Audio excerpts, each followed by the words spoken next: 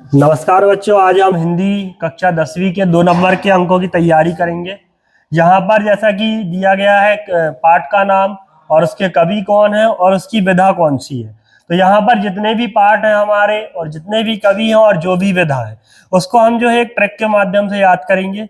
ये ट्रिक जो हम बताएंगे उसको आपको 2 से 3 बार पढ़ना है, उसके बाद ये चीज आपको जो है याद हो जाएगी। आप जो है इसको दोबारा कभी नहीं भूलोगे। तो आइए शुरू करते हैं हम। जैसे कि यहां पर हमारा पहला पाठ है पद, जो कि सूरदास के द्वारा लिखा गया है और इसकी विधा क्या है, काव्य है। तो इसको जो है याद करने की हमने एक ट्रिक बनाई है कि सूरदास जी जो कि आंखों से अंधे थे, इसलिए वह कविता का हाथ पकड़कर पद रखते हुए चल रहे हैं। पद मतलब कि पैर रखते हुए, ठीक है।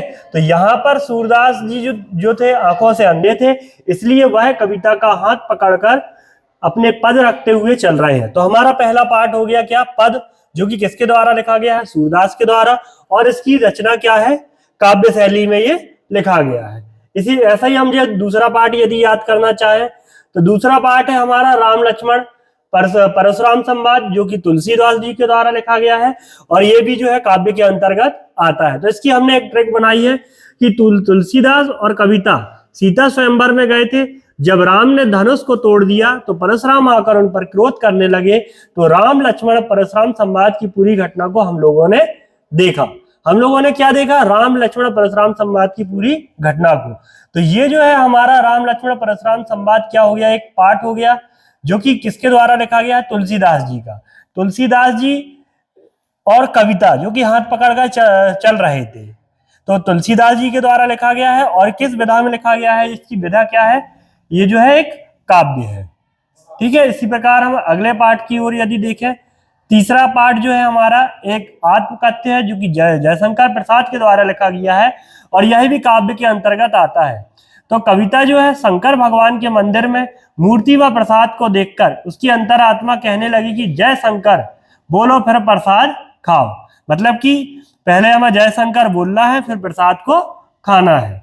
तो कहने क्या लगी, उसकी आत्मा कहने लगी। तो आत्मा से हमारा हो जाएगा आत्मकथ्य। और क्या कहने लगी कि जय शंकर बोलो और फिर जो है प्रसाद खाओ। तो हमने जो है जय शंकर यहाँ पर इसके रचयिता हो जाएंगे और कविता से ये क्या हो जाएगा, एक काव्य हो जाएगा, क्योंकि कविता और काव्य दोनों एक ही होते हैं। इसके बाद अगला पाठ है हमारा उत्साह, जो कि सूर्यकांत त्रिपाठी निराला के द्वारा लिखा गया है और इसकी विधा भी क्या है, काव्य है। तो यहाँ पर हमने ट्रिक बनाई है, कविता सूर्यकांत त्रिपाठी का निराला अंदाज देखकर उत्साह से भर गई। कविता जो है सूर्यकांत त्रिपाठी जो निराला है, एक व्यक्ति है, उनके अंदाज को देखकर जो है वो उत्साह से भर गई। तो ये जो है उत्साह हमारा पाठ हो गया यहाँ पर। और सूर्यकांत त्रिपाठी निराला जो व्यक्ति थे वो हमारे कवि हो गए। और जो है कविता मतलब कि हमारे पास क्या हो गया, एक काव्य हो गया। अब अगले पाठ के पास हम बढ़ते हैं। अट नहीं हो रही है, अट नहीं हो रही है, ये भी सूर्यकांत त्रिपाठी निराला के द्वारा लिखा गया है और इसकी विधा भी क्या है, एक काव्य है। तो कविता सूर्यकांत त्रिपाठी का निराला अंदाज देखकर उत्साह से भर गई और उसकी आभा उनकी आंखों से हट नहीं रही थी। मतलब जब उसने उसको पहली बार देखा सूर्यकांत त्रिपाठी निराला को, कविता ने, तो उसकी आंखें जो उससे हट नहीं रही थी, मतलब कि अलग नहीं हो रही थी। तो हट नहीं रही से हम अंदाज लगा सकते हैं कि हमारे पाठ का नाम क्या है, अट नहीं है। और किसकी आंखें नहीं हट रही थी, कविता की। तो मतलब कि इसकी विधा क्या हो गई, आपकी काव्य हो गई। और सूर्यकांत त्रिपाठी निराला जो व्यक्ति थे वो हमारे यहाँ पर क्या हो गए, कवि हो गए। अब अगला अध्याय हम देखते हैं, यहाँ पर अध्याय 6 है, यह दंतुरित मुस्कान। यह दंतुरित मुस्कान जो कि नागार्जुन के द्वारा लिखा गया है और इसकी विधा भी क्या है, एक काव्य है। तो कविता और अर्जुन खेत पर फसल देखने गए थे, वहीं पर फसल से एक नाग निकला और नाग अर्जुन को देखकर दंतुरित मुस्कान करते हुए अपने छोटे छोटे दांत दिखा रहा था और फसल के अंदर छिप गया। मतलब कि वो सांप यहाँ पर हमने नाग लिया है, नाग जो है वहां से निकला और मुस्कान करते हुए, कैसी मुस्कान करते हुए, दंतुरित मुस्कान करते हुए बाहर निकला और कुछ समय बाद वो वहां पर जाके वापस छिप गया। तो यहाँ हम दंतुरित मुस्कान से जो है पाठ का नाम याद कर सकते हैं कि पाठ का नाम क्या है, दंतुरित मुस्कान। और किसके द्वारा लिखा गया है, नागार्जुन के द्वारा, क्योंकि वहां से एक नाग निकला था और वह दंतुरित मुस्कान करते हुए वापस वहां पर छिप गया। इस प्रकार इसके बाद हम अगले अध्याय की ओर बढ़ते हैं। अगला अध्याय है हमारा फसल। फसल भी नागार्जुन के द्वारा लिखा गया है और ये जो है काव्य विधा में है। तो कविता और अर्जुन खेत पर फसल देखने गए थे, वहीं पर फसल से एक नाग निकला और नाग अर्जुन को देखकर दंतरज मुस्कान करते हुए अपने छोटे छोटे दांत दिखा रहा था और फसल के अंदर छिप गया। वहां पर हमने जो है खेत लिया था, यहाँ पर हम फिर से फसल लेंगे कि वह जो है नाग कहाँ से निकला, फसल से। फसल से जब वो नाग निकला फिर से उसने दंतरज मुस्कान की और वह फिर से उसके अंदर चला गया। तो इससे भी हम याद कर सकते हैं कि फसल किसकी रचना है, नागार्जुन की। नागार्जुन से आपको नाग याद रखना है और नाग कहां पर निकलता है, फसल में, खेत में निकलता है। ठीक है, तो वहां से आप जो है याद कर सकते हो कि फसल के अंदर से क्या निकला हुआ है, तुम्हारा नाग निकला हुआ। अब अपन अगले अध्याय की ओर बढ़ते हैं। हमारा 8वां अध्याय है संगतकार, जो कि मंगरेश डबराल द्वारा लिखा गया है, जिसकी रचना क्या है, एक काव्य में लिखी गई है। तो कविता की संगत में मंगलेश डमरू बजाना सीख गया। ठीक है, कविता जो एक लड़की है जिसकी संगत में जो है मंगरेश जो है डमरू बजाना सीख गया। तो कविता से आपका काव्य हो जाएगा, संगत से पाठ का नाम हो जाएगा। ठीक है, और डमरू बजाना से जो है आप डबराल जी को याद रख सकते हैं, डमरू से डबराल को। ठीक है, इसके बाद हम अगले अध्याय की ओर बढ़ते हैं। अब हम लोग अन्य विधा को देखते हैं, जैसे कि नेताजी का चश्मा। अब इसकी विधा जो है अलग है। नेताजी का चश्मा जो कि स्वयं प्रकाश की रचना है और इसकी विधा क्या है, कहानी है। ये कहानी के माध्यम से लिखी गई है।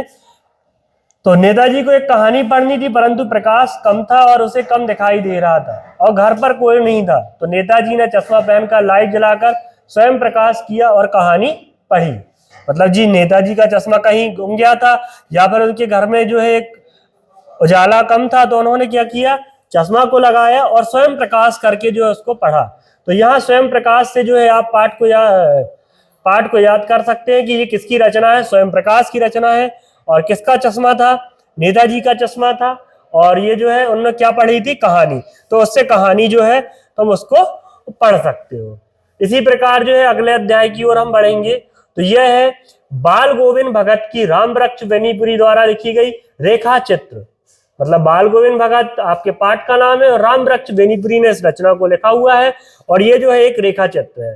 तो इसको याद करने की ट्रिक हम लोगों ने बनाई है कि बालक गोविंद राम वृक्ष के नीचे रेखा के माध्यम से चित्र बना रहा है।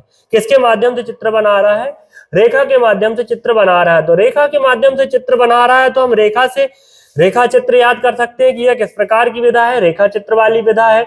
और बालक कौन है, बालक गोविंद है। तो बालक गोविंद से आप जो है बाल गोविंद को याद रख सकते हैं।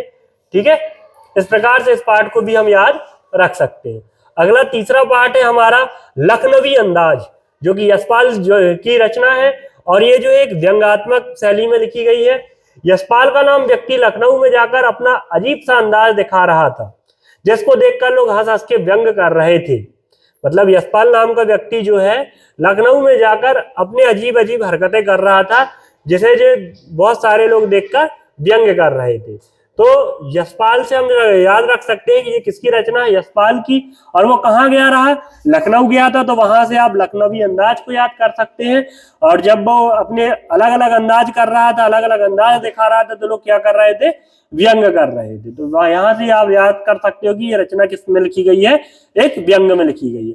अगला है हमारा एक कहानी यही भी, जो कि मन्नू भंडारी के द्वारा लिखी गई है और एक ये आत्मकथा के अंतर्गत आती है, या आत्मकथा भी कहते हैं। मन्नू भंडारी की अंतरात्मा कहती है कि मैं अपनी माँ से आज एक कहानी कैसी भी हो उसे मैं सुनकर ही रहूंगा।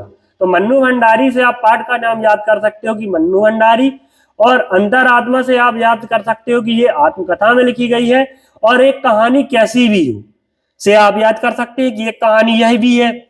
तो एक कहानी कैसी भी से हम याद कर सकते हैं कि एक कहानी यह भी है और इसको जो है हम याद कर सकते हैं।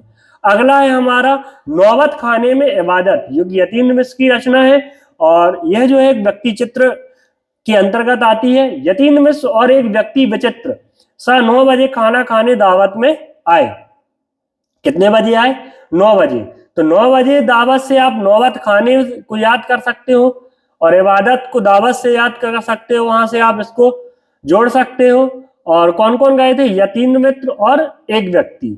तो यतीन्द्र मिश्र और एक व्यक्ति से आप याद कर सकते हो कि इसके जो लेखक है यतीन मिश्र है और ये किसके अंतर्गत है, व्यक्ति चित्र के अंतर्गत है। अगला है हमारा संस्कृति। ये जो है भजन आनंद कौशल्यायन की रचना है जो कि एक निबंध में लिखी गई है। संस्कृति ने देखा कि भजन आनंद कौशल्या ये निबंध याद कर रहे हैं तीन लोग। संस्कृति ने क्या देखा कि भजन आनंद और कौशल्या ये निबंध याद कर रहे हैं। इसमें संस्कृति पाठ का नाम है, भजन आनंद कौशल्य यानी कि भजन आनंद कौशल्यायन लेखक का नाम है और निबंध क्या है, इसकी विधा है।